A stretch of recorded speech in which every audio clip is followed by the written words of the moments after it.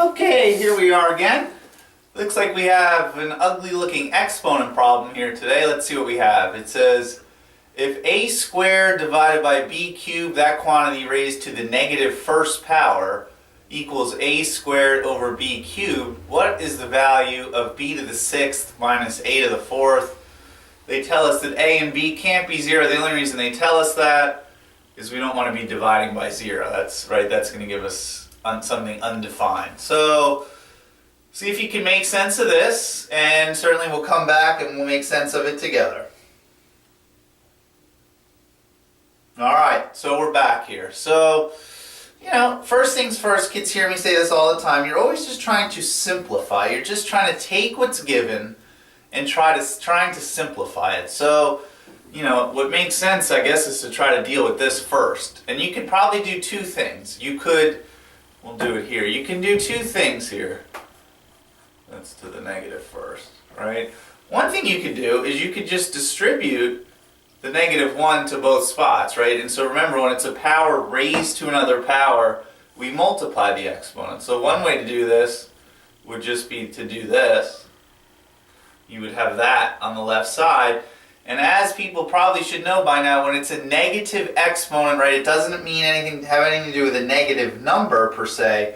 It just means you want to flip the sign of the exponent when you move the exponent up or down. Meaning, if it's a to the negative second in the top, if I rather make that a positive exponent, if I bring it to the denominator, it just becomes a to the positive second.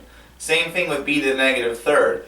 If I don't like the negative and I'd rather see it positive, if I move it back up, the sign would just flip. So really this simplified would just be b cubed now moves to the top and is positive over a squared.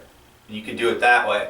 Another little trick here is if something is raised to the negative power like that, let's say I have it here, a squared over b cubed to the negative first, what I can do is I can just flip the inside, just turn it upside down, and then raise that, take that negative and just make it a positive. So you can see either way, we're going to end up at the same spot. Whatever you feel most comfortable with does not matter.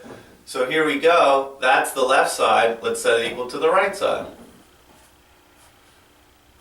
B cubed. Alright, well this looks interesting. So again, lots of ways you could proceed here, lots of ways you could proceed. I think most people are cross multipliers. So if you're a cross multiplier, we're going to go this way, and we're going to go this way. B to the third times b to the third. Remember, we add the exponents, so that's b to the sixth. A squared times a squared. Remember, that's a to the fourth.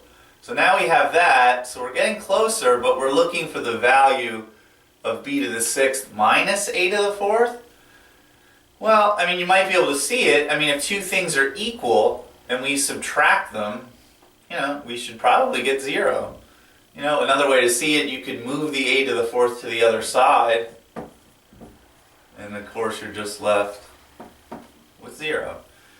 And just a quick side note, as people probably should know by now as well, when we see this little thing lurking in harder questions, this would be considered a harder one, that's usually, I don't like to use the word never, but I'm going to use it here. It's never right. They put it in there. It looks convenient if they got especially something that looks messy, but for the most part, you can just disregard that. That's for suckers, so we're not going to put that. All right.